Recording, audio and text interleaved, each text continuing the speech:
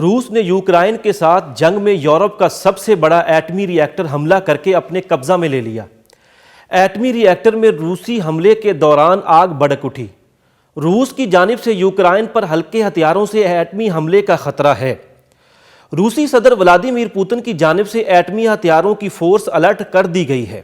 ماہرین کے خیال میں گزشتہ ایک دہائی کے دوران یہ احساس پیدا ہوا ہے کہ ولادیمیر پوتن شمالی کوریا کے رہنما کم جونگ ان اور سابق امریکی صدر ڈونلڈ ٹرمپ ایسی شخصیات ہیں جو کبھی بھی جوہری ہتھیار داغ سکتی ہیں۔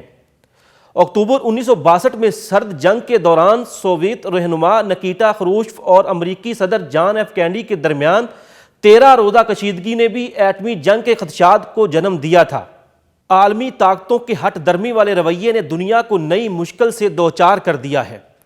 روس نے یوکرائن پر براہ راست ایٹمی حملہ نہ بھی کیا تو حملے کے دوران کسی بھی ایٹمی ری ایکٹر میں آگ بھڑک اٹھنے سے تابکاری کا اخراج شروع ہو گیا تو صورتحال ایٹمی حملے سے بھی زیادہ خطرناک ہو سکتی ہے۔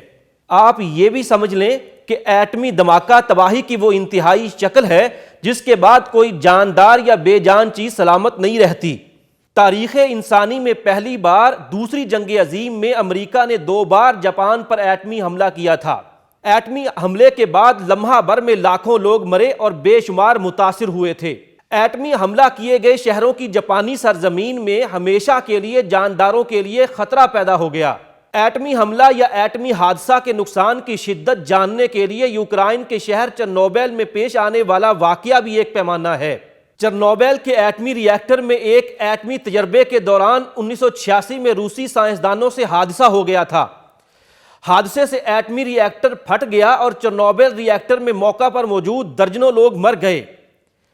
ایٹمی تابکاری چرنوبل کے آس پاس شہروں میں پھیل گئی۔ دھماکے کے 1.5 روز بعد آس پاس کے شہر خالی کروا لیے گئے۔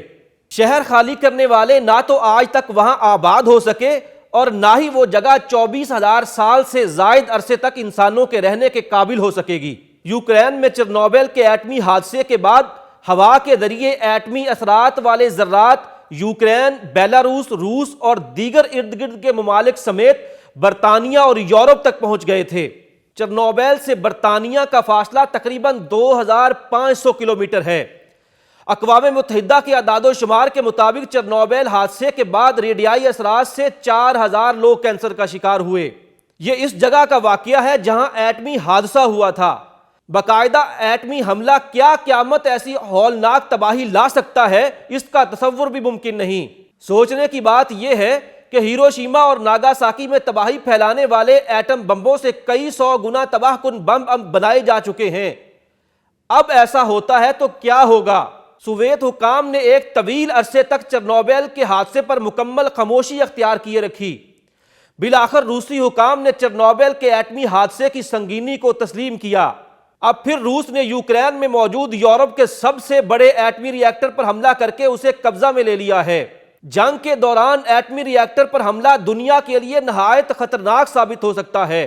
عالمی طاقت کہلانے والے امریکہ اور روس کی غیر ذمہ داریاں اور جنگی جنون دنیا کے لیے نہایت نقصان دہ اور خطرناک ثابت ہوا ہے۔ یوکرائن پر حالیہ حملے میں چرنوبل ایٹمی پلانٹ پر حملہ کر کے روس اسے دوبارہ بھی قبضے میں لے چکا ہے۔ یوکرائن میں یورپ کے سب سے بڑے زاپورزیا نیوکلیئر پاور پلانٹ روس کے حملے کے بعد آگ بھڑک اٹھی تھی۔ چرنوبل سے کئی گنا بڑے اس ری ایکٹر میں کسی حملے یا حادثے سے تابکاری پھیلنا شروع ہوئی تو اس کے اثرات پاکستان تک بھی پہنچ سکتے ہیں۔ یوکرائن سے ایران کی سرحد کا فاصلہ صرف 1500 کلومیٹر، جبکہ پاکستان اور ایران کی سرحد ملتی ہے۔